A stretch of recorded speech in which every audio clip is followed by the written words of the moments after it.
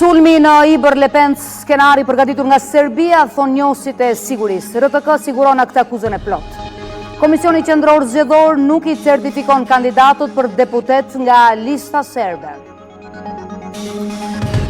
Kryeministri I Maqedonas Mickoski kundërshton protestën e 13 vjetorit, reagon OVL UÇK-s për masat e qeverisë maqedonase. Shënohet 50 vjetori Akademisë së Shkencave dhe Arteve të Kosovës, vlerësohet kontributi I saj në ndërtimin e shtetit.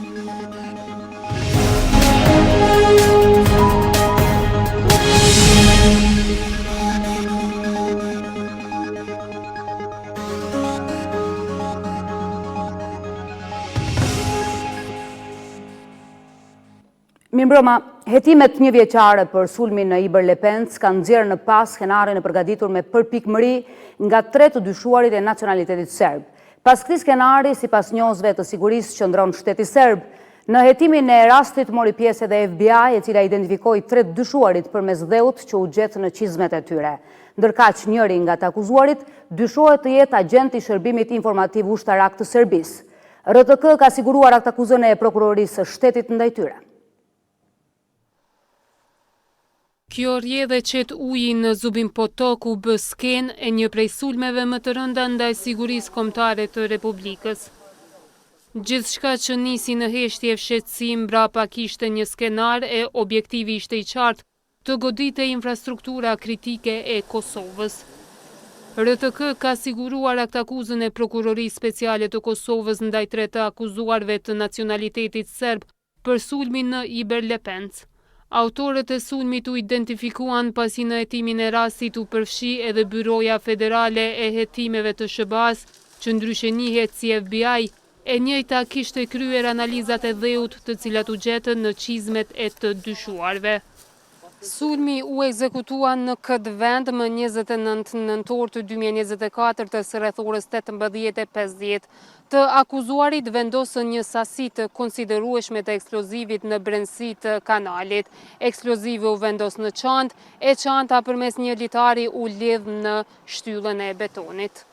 Sipas akt akuzës, eksplozivi vendosur shërben për përdorim ushtarak, ndërsa autorët e kishin vendosur të njëjtin në një vend ku do të shkaktohej dëm serioz I infrastrukturës kritike të furnizimit me ujë dhe rrymë.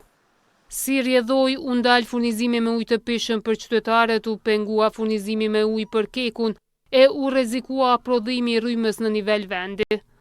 Kryeshefi ekzekutiv I Iber Lepencit Faruk Mujka I tha RTK se nëse dëmet nuk do të sanoheshin me kohë, pasojat për vendin do të ishin katastrofale.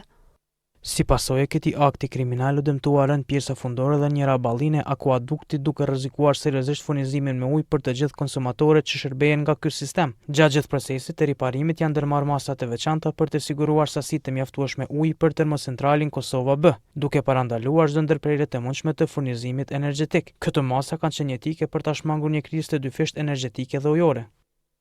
Por me kaq nuk mbeti. Sipas akt akuzës, njëri nga të akuzuarit I cili dyshohet se ka vepruar si agent I shërbimit ushtarak informativ serb, kishte vëzhguar edhe lëvizjet e KFOR-it si dhe bazën e njësisë speciale të policisë. E këtu në Jasenovic të Zubin Potokut, njëri nga të akuzuarit kishte fotografuar bazën e njësisë speciale të policisë. I njëjti po ashtu kishte vëzhguar dhe regjistruar edhe lëvizjet e forcave të KFOR-it. Gjitha këto më pastaj I kishte raportuar në shërbimin informativ ushtarak të Serbisë.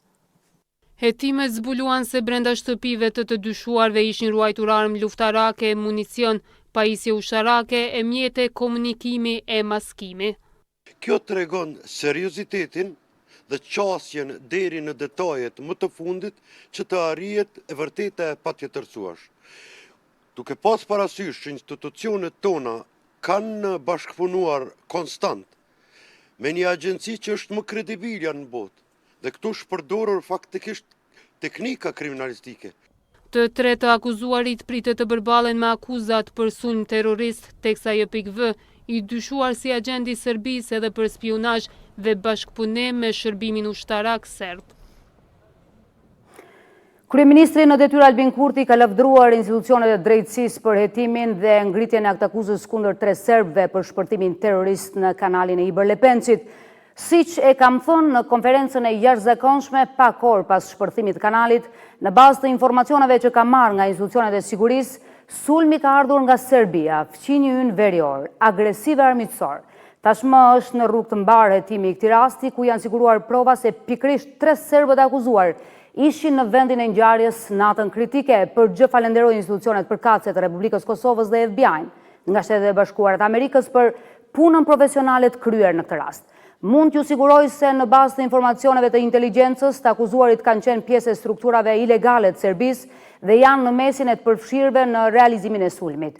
Procesi gjyqësor do të dëshmojë se të akuzuarit ishin pjesë e strukturave ilegale të Serbisë, të lidhur ngushtë me mikun e Vučićit, terroristin Milan Radojčić dhe struktura tjera shtetërore të Serbisë që planifikuan dhe urdhëruan sulmin terrorist, ka shkruar kështu kryeministri në detyrë Albin Kurti në Facebook.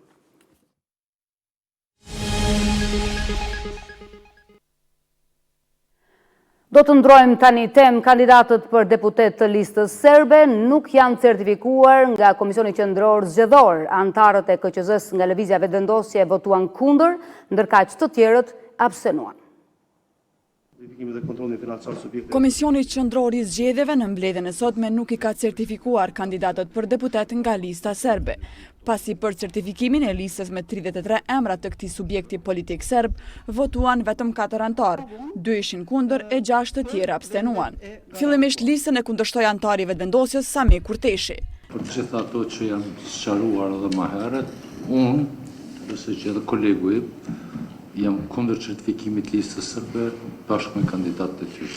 1, 2, 3, kush është kundër? 2. Abstenime? 6 abstenime. Atëherë refuzohet certifikimi i listës kandidatëve të Partisë Srpska. Një pikë tjetër që ngjalli debat në mbledhjen e komisionit ishte kandidatja e koalicionit vakat nga radhat e komunitetit bosnjak, për cilën antari Almer Saiti tha se kandidatja Ema Krasniqi nuk i takon komunitetit bosnjak. Në shenjë pakënaqësie, Saiti u largua nga mbledhja derisa antarët e tjerë u shprehën se nuk mund të votojnë për të pa u qartësuar çështja e etnisë. Pra, Agjencia e Statistikave të Kosovës është i vetmi institucion në Republikën e Kosovës ku gjatë procesit të regjistrimit popullsisë i posedon dhonat edhe të deklarimit etnik të atyre që regjistrohen që janë rezident në Republikën e Kosovës. Dhe në përgjigjen që kemi marrë nga ASK-ja, në bazë të ligjet për statistika zyrtare, thotë që ASK-ja nuk është autorizuar të ndojë, të konfirmoj apo të publikoj çfarë do të dhënë individuale. Agencioni statistikave nuk ja jep secilit institucion ose secilit individ dhonat personale të dikuj, mirë po ja jep gjykatës.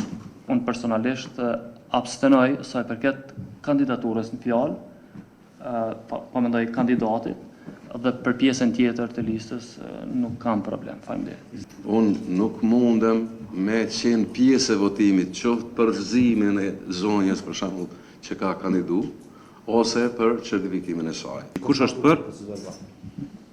Atëherë jemi 10 për, certifikohet rrjedhimisht Ena Krasniq që refuzohet nga certifikimi dhe e njëjta ka të drejtë ankese brenda 48 orëve. KQZ në këtë mbledhje ka certifikuar kandidatët për deputet të 23 subjekteve politike, prej të cilave 17 parti politike, 3 koalicione, 2 iniciativa qytetare dhe 1 kandidati të pavarur. Numri i përgjithshëm i kandidatëve që përfaqësojnë këto subjekte politike është 1146. Ndërsa sipas të dhënave, numri i shtetasëve të Kosovës me të drejtë vote në këtë proces zgjedhor është 2.076.000 votues. Prej tyre me të drejtë vote në vend votime në Republikën e Kosovës është 1.999.000. Ndërkaq numri i qytetarëve që janë regjistruar për të votuar jashtë Kosovës është më shumë se 77.000 votues. Kjo listë përmban 7.192 votues më shumë se në zgjedhjet lokale, të cilat u mbajtën më 12 tetor 2025. Partia Demokratike e Kosovës ka prezantuar kandidatin e saj për kryeministër, njëherë është edhe kryetari i partisë, Bedri Hamzën. Në fjalën e tij, Hamza tha se viti 2026 do të jetë kthimi nga Haga i Thaçit, Veselit, Krasniqit dhe Selimit. Partia Demokratike e Kosovës ka prezantuar kandidatin për kryeministër Bedri Hamza. Me këtë rast, Hamza tha se viti 2025 ishte viti i jo stabilitetit dhe vit i përçarjeve politike. A i shtoi se në 2026 duhet të bashkohemi për stabilitet ekonomik, politik e shoqëror. Viti 2025 ishte viti i 5 pa presidentin Thoqi, kryetarin Moseli, Bacin Jakub, regje në Kosovë. Por në vitin 2026, edhe ata do të kthehen pranesh, pran familjeve të tyre në shtetin e tyre. Në vitin 2026, të gjithë duhet jemi bashkë, me stabilitet politik, me stabilitet ekonomik, me stabilitet shoqëror. Në konventën e Partisë Demokratike është paraqitur edhe lista zgjedhore e 110 kandidatëve për deputet në zgjedhjet e 28 dhjetorit. Dhomat e specializuara të Kosovës kanë liruar me kusht nga paraburgimi në Hag Isni Kilajn, i cili akuzohej bashkë me Hashim Thaqin, Bashkim Smakajn, Fadil Fazliun dhe Hayreddin Kuçin për pengim të drejtësisë. Sipas gjykatësit, rrethanat kanë ndryshuar që nga rishikimi i paraburgimit në tetor 2025 dhe mbajtja e Kilajt në paraburgim nuk ishte më as e arsyeshme as proporcionale. Gjykata vlerësoi se nuk ka prova që ai të ketë tentuar ta pengojë procesin gjatë lirimit të mëparshëm me kusht në vitin 2024. Po ashtu konstatua se nuk ekziston rrezik arratisjeje duke pasur parasysh respektimin e kushteve të mëparshme dhe dorëzanin financiare të konsiderueshme. Nëse Kilaj shkel ndonjë kusht, do të lëshohet menjëherë flet arrest. Për lirimin kanë reaguar edhe nga organizata e veteranëve të luftës së ushtrisë qeverimtare të Kosovës, duke cilësuar këtë vendim si hap drejt reflektimit të domosdoshëm nga ana e gjykatës, e cila sipas tyre deri tani ka refuzuar të respektojë të drejtat garantuara me ligjet dhe Kushtetutën e Republikës së Kosovës. Përveç se nuk e mbështet protestën e organizuar nga veteranët e ushtrisë qlirimtare të Kosovës, nëpërmjet së cilës do të mbështeten krerët e ushtrisë qlirimtare të Kosovës në Hag, kryeministri i Maqedonas Mickoski ka akuzuar Izet Megjitin se u ka dhënë leje të mbahet protesta për të mos humbur vota. Mëtej, Mickoski ka thënë se kanë formuar shtab të krizës me rastin e kësaj proteste. Kryeministri i Maqedonisë së Veriut, Hristia Mickoski, deklaroi sot se qeveria në Shkup nuk e mbështet protestën e së shtunës në sheshin Skënderbeu, të organizuar nga shoqatat e dalën nga lufta e UÇK-s. Ai njoftoi se shteti do të angazhohet që gjithçka të kalojë në qetësi dhe të mos ketë provokime e incidente.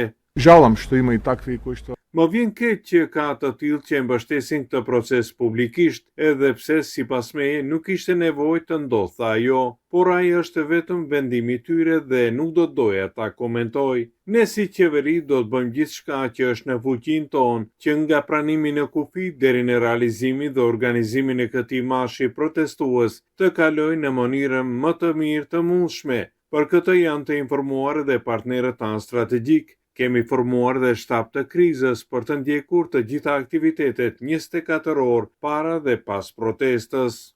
Duke komentuar deklaratën e dhënë për mediat në Kosovë nga kryetari i Çairit Izet Megjiti se në parim e mbështet protestën dhe se do t'jap leje për të mbajtur në sheshin Skënderbeu, Mickoski tha se Megjiti e mbështet këtë për të mos humbur pikë politike.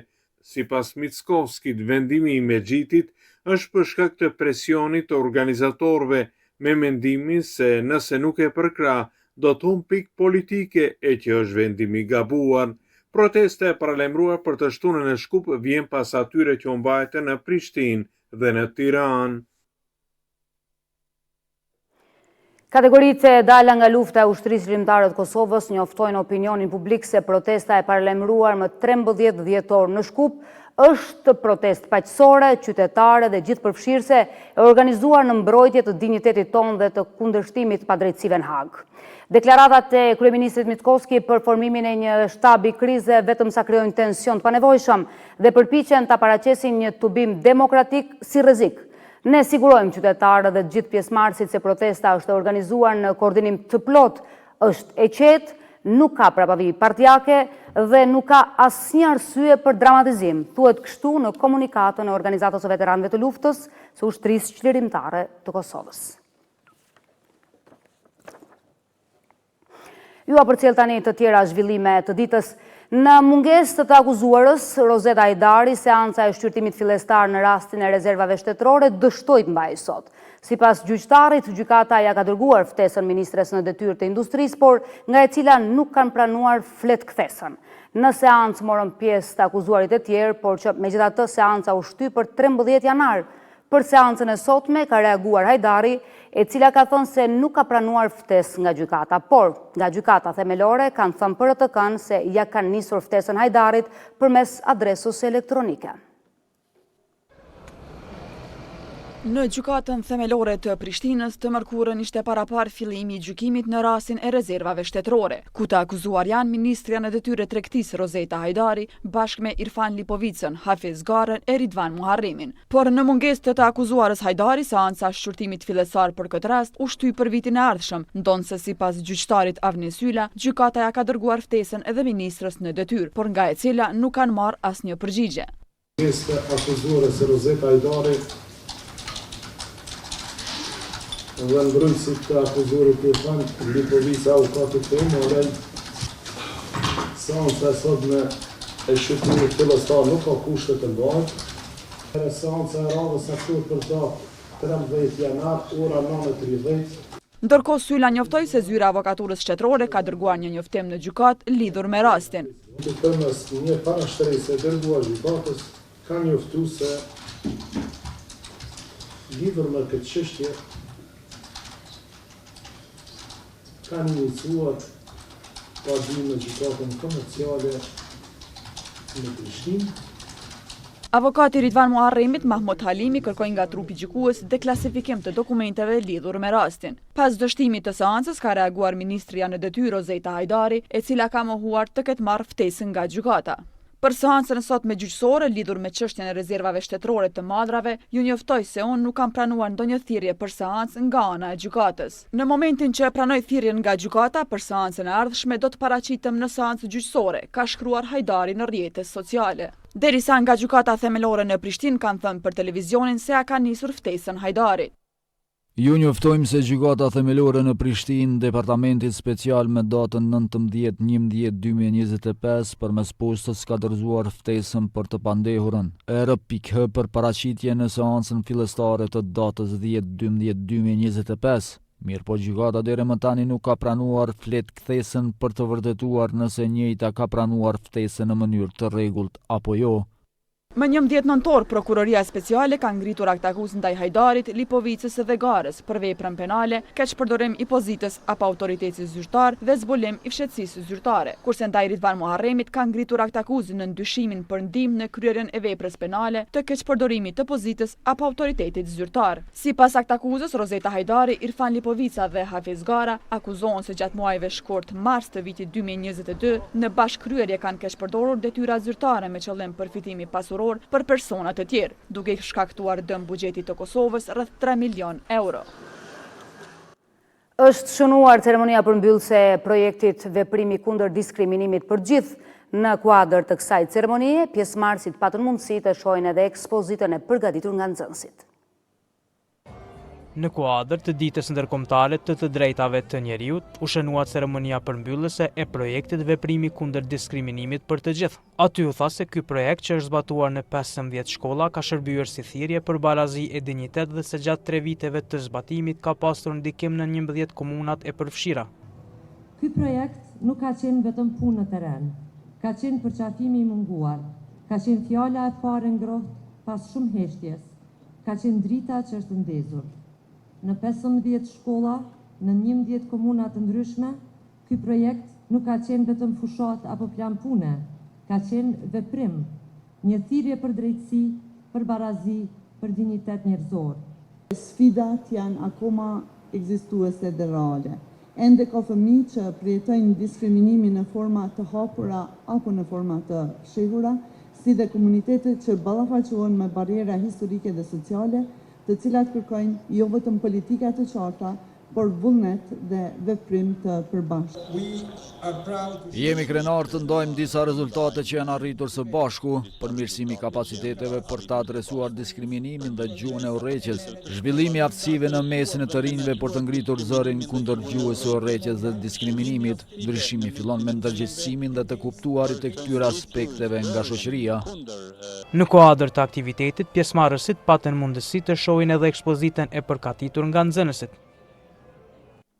Në përmbyllje të fushatës 16 ditët e aktivizmit kundër dhunës në bazë gjinore, nën kryetarja e Kuvendit në detyrë Albulena Agjiu dhe Ministrja në detyrë Arsimit Arbriena Gavci pritën nxënës në Kuvend, ku diskutuar roli të rinjve në luftën kundër dhunës. Agjiu theksoi se dhuna kundër grave mbetet shkelja më e përhapur e të drejtave të njeriut, ndërsa në Gavci u bëri thirrje nxënësve të kërkojnë ndihmë sapo të vërejnë ndryshime në sjelljet e bashkëmoshatarëve. Po ashtu u theksua se dhuna nuk fillon vetëm me goditje, por edhe me sjellje kontrolluese. Në përfundim të fushatës 16 ditët e aktivizmit kundër dhunës në baza gjinore, nënkryetaria Kuvendit të Kosovës, Albulena Agjiu dhe Ministrja në detyrë arsimit, Arbriena Gavci kanë pritur disa nxënës në sallën e seancave plenare të Kuvendit të Kosovës, me të cilët u diskutua roli i rëndësishëm i të rinjve në luftë ndaj dhunës në baza gjinore. Nënkryetaria Kuvendit të Kosovës, Albulena Agjiu, ka thënë se dhuna ndaj grave është ajo më e papranueshmja dhe fatkeqësisht më e përhapura. Ne kemi marrë shumë ankesa që institucionet që duhet i mbrojnë qytetarët shpesh mund t'jenë edhe të dhunshëm. Prandaj unë juftoj që t'i raportoni ato raste, në këtë rast në shkollën ku ju veproni apo në rrugë, në qoftë se ju ndodh, ta adresoni menjëherë tek personi përgjegjës. Ndërkaq Ministrja në detyrë arsimit, shkencës dhe teknologjisë Arbriena Gavci ka këshilluar nxënësit që nëse shohin ndryshime sjelljesh tek shokët e shoqet, menjëherë të flasin me njerëzit më të afërt. Që shoqet tuaja të jenë në lim me parime që kërkohen, në respekt për njëri tjetrin dhe në rastet kur identifikohet dhuna të kenë një adresë ku e adresojnë të njëjtën, qofshin ta mësimdhënësit, psikologët shkollor, shokët shoqet, sepse edhe klubet në shkolla bëjnë një punë të jashtëzakonshme. Në këtë takim u shpjeguan edhe shenjat e dhunës, duke u theksuar se dhuna nuk fillon vetëm me goditje. Në kuadër të fushatës globale 16 ditët kundër dhunës me bazë gjinore, Ministria e Drejtësisë ka mbledhur sot përfaqësues të institucioneve vendore dhe partnerëve ndërkombëtar për të diskutuar funksionimin e skemës së kompensimit të viktimave të krimit në Kosovë dhe sfidat që po e shoqërojnë këtë proces. Takimi u mbajt në ditën ndërkombëtare të drejtave të njeriut, duke reflektuar mbi rëndësinë e mbrojtjes së viktimave dhe qasjes së tyre në drejtësi. Ministria e Drejtësisë ka mbajtur sot një tryezë me temën kompenzimi i viktimave të krimit në Kosovë, funksionimi dhe sfidat, ku theksua domosdoshmëria e forcimit të mekanizmave që i mbrojnë dhe mbështesin viktimat. Që prej ditës së parë të qeverisë tonë kemi ndërtuar një parim të thjeshtë, viktimat nuk lihen vetëm. Gjatë mandatit tonë, më shumë se 650 kërkesa për kompenzim kanë kaluar përmes Komisionit për kompenzimin e viktimave të krimit. Çdo kërkesë përfaqëson një histori dhimbjeje, një familje të tronditur, një jetë të cënuar. Ne kemi trajtuar me seriozitetin më të madh, me përgjegjësi dhe me vendosmëri. Konventa e Këshillit të Evropës për parandalimin dhe luftimin e dhunës ndaj grave dhe dhunës në familje, apo ndryshe siç e njohim Konventa e Stambollit, është traktati ndërkombëtar më i arrijshëm sa i përket parandalimit dhe luftimit të dhunës në familje dhe dhunës ndaj grave. Kjo konvent e njeh dhunën ndaj grave si shkak dhe pasojë e pabarazive historike mes pushtetit të burrave dhe grave, si dhe njeh që gratë preken nga dhuna në familje në mënyrë disproporcionale. Bylykbashi Deliu theksoi se Kosova ka bërë përparim, por fuqizimi i kapaciteteve mbetet kyç për zbatimin e standardeve evropiane. Në mbyllje të tryezës u bë thirrje për avancimin e politikave që garantojnë të drejtat e viktimave dhe për forcimin e rolit institucional në fushën kundër dhunës me bazë gjinore. Në ditën ndërkombëtare të drejtave të njeriut është hapur ekspozita E vërteta, kujtesa, drejtësia, e cila sjell dëshmi për krimet e luftës dhe thirrjen për drejtësi për viktimat. Presidentja Vjosa Osmani tha se plagët e luftës vazhdojnë të rëndojnë mijëra familje, ndërsa drejtori i Institutit për krimet e luftës Adhe Etemi theksoi se ekspozita është një kujtesë se këto krime nuk harrohen. Është hapur ekspozita E vërteta, kujtesa, drejtësia, kushtuar dokumentit të krimeve të luftës dhe kërkimit të drejtësisë për viktimat e luftës pikërisht në ditën ndërkombëtare të drejtave të njeriut. Presidentja e Republikës së Kosovës, Vjosa Osmani, tha se krimet e kryera gjatë luftës kanë lënë plagë të pashërueshme për mijëra familje në vend, duke shtuar se kërkimi i drejtësisë mbetet përgjegjësi institucionale. Mijëra të vrarë përfshi shumë fëmijë, mijëra gra e burra të dhunuar, mijëra persona të zhdukur me dhunë, të cilat ende mungojnë në familjet e tyre dhe i mungojnë gjithë Kosovës. Dhimbja e tyre nuk njeh kohë. Ajo është një plagë e hapur, plagë e gjallë, plagë e cila kullon çdo ditë dhe e cila akoma kërkon drejtësi. Osmani cilësoi ekspozitën si dëshmi të kujtimeve dhe mbjetesës nga lufta. Ndërkaq, drejtori i Institutit për Krime të Luftës, Adhe Hetemi, tha se nuk është vetëm paraqitje vizuale së kaluarës sonë, por akt institucional i kërkesës për përgjegjësi dhe dëshmi e fuqishme se krimet e kryera gjatë luftës në Kosovë nuk harrohen. Akt institucional i kujtesës, thirrje për përgjegjësi dhe dëshmi e fuqishme se krimet e kryera gjatë luftës në Kosovë nuk harrohen. Në këtë ekspozit u tha se angazhimi institucional për të vërtetën dhe kujtesën është i vazhdueshëm.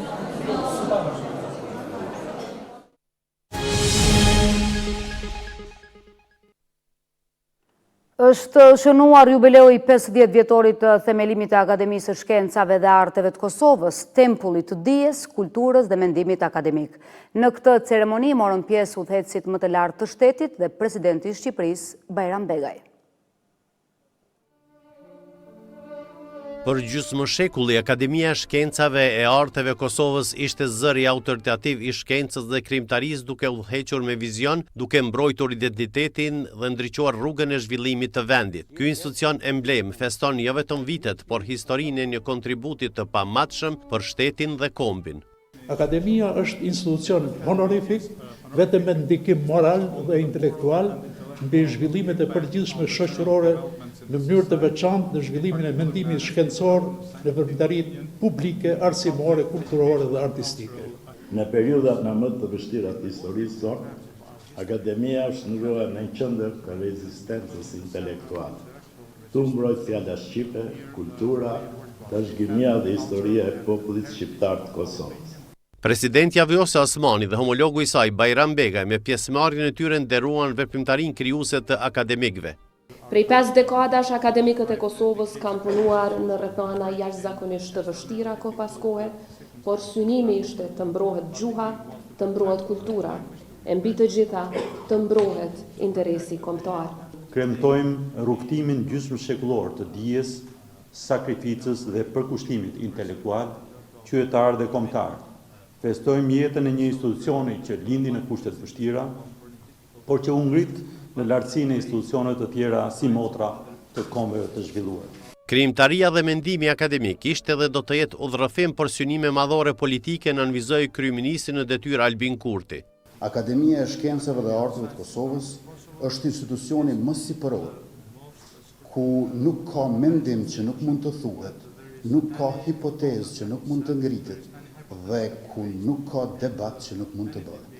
Në 50 vjet rrugëtim, Akademia e Shkencave e Arteve të Kosovës mbetet busulla e dijes dhe krenaria e mendjes shqiptare, ndërsa ky gjysmë shekull vulos të kaluarën, frymëzon të sotmen dhe ndërton të ardhmen, u tha me këtë rast. Në Institutin Albanologjik të Kosovës u mbajt tryezë shkencore kushtuar Adem Zejnullaut me rastin e 80 vjetorit të lindjes së tij. Studiues të fushës vlerësuan kontributin e tij disa dekadëshe në ulumtimin dhe pasurimin e folklorit shqiptar. Në Institutin Albanologjik u mbajt tryezë shkencore kushtuar 80 vjetorit të lindjes së profesorit, folkloristit dhe studiuesit Adem Zejnullahu. Ngjarja u organizua në nderim të kontributit të tij shumëvjeçar në kërkimet albanologjike dhe në pasurimin e fondit shkencor të institucionit. Nga vitin 1969, kur e kishte botuar librin e parë për mbledhjen poetike me titull Kur zgjohen ernat, Adem Zejnullahu ka bërë një rrugë interesante në krijimtarinë e tij letrare dhe të përgjithshme intelektuale, profesionale e shkencore. Dekadat e shkrimeve kanë rezultuar me një ecje drejt niveleve të reja të kumtimit poetik, pasi që poezia megjithatë ka mbetur bashkëpunëtarja e tij më besnike, kronikë e shpirtit dhe e mendjes së tij. Libri Këngët popullore të akmarrjes të profesor Zejnullahut përmbledh një korpus të veçantë të krijimtarisë gojore shqiptare, këngë që nuk janë thjesht shprehje emocionesh individuale, por pasqyrimi i thellë i një strukture shoqërore, ku nderi, drejtësia dhe përgjegjësia familjare kanë qëndruar për shekuj në themel të jetës kolektive. Veprat e Ademit sjellin të gjitha moshat e lexuesve kënaqësinë e vërtet me nivelin e lartë mendor, shpirtëror dhe emocional. Autori Zejnullahu falenderoi kolegët dhe bashkëpunëtorët, ndërsa theksoi se Institutin Albanologjik e ka konsideruar gjithmonë si shtëpinë e tij të dytë.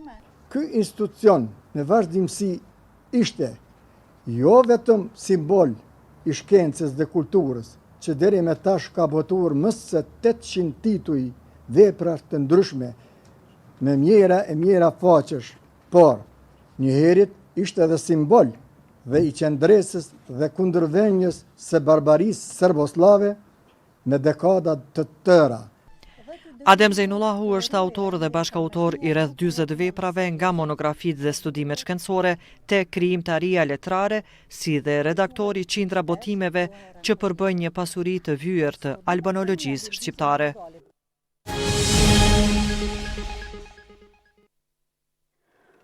Në moshën 74 vjeçe ka ndruar jetë ish bokseri i njohur i Prishtinës Nazif Gashi, i cili ka qenë një nga emrat më të mëdhenj të sportit kosovar. Ai ishte pjesë e gjeneratës së artë Prishtinës që për shumë vjet dominoi në shtetin e dikushëm të ish Jugosllavisë. Presidentja Vjosa Osmani ka shprehur ngushëllimet e sinqerta për familjen Gashi pas ndarjes nga jeta të Nazif Gashit, njërit prej emrave më të shquar të sportit kosovar dhe pjesëtar i gjeneratës së artë të boksit Prishtinas. Në telegramin e ngushëllimit, presidentja Osmani e ka vlerësuar Gashin si simbol të guximit, disiplinës dhe të përkushtimit, duke theksuar se karriera e tij në klubin e boksit Prishtina i kishte dhënë qytetit lavdi dhe krenari sportive.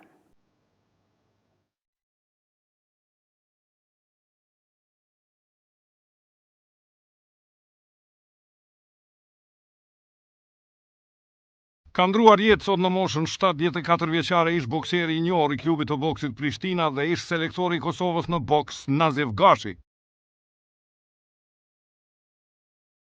Gashi ka qenë një nga figurat më të mëdha të sportit të Kosovës në shekullin e kaluar dhe mbetet figurë ikonike për gjeneratat e ardhshme.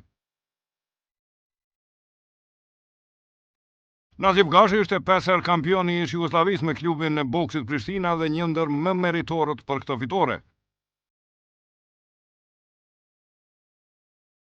Ai gjithashtu 2 herë fitoi gongun e artë në Shkup me 1975 dhe 1976 në konkurrencën individuale.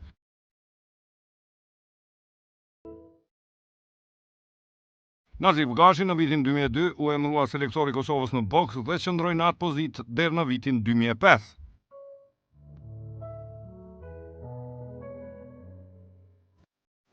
Ishte gjithçka e përgatitur për këtë edicion qendror lajmesh. Të nderuar teleshikues, ju falenderojmë për vëmendjen. Mirupafshim.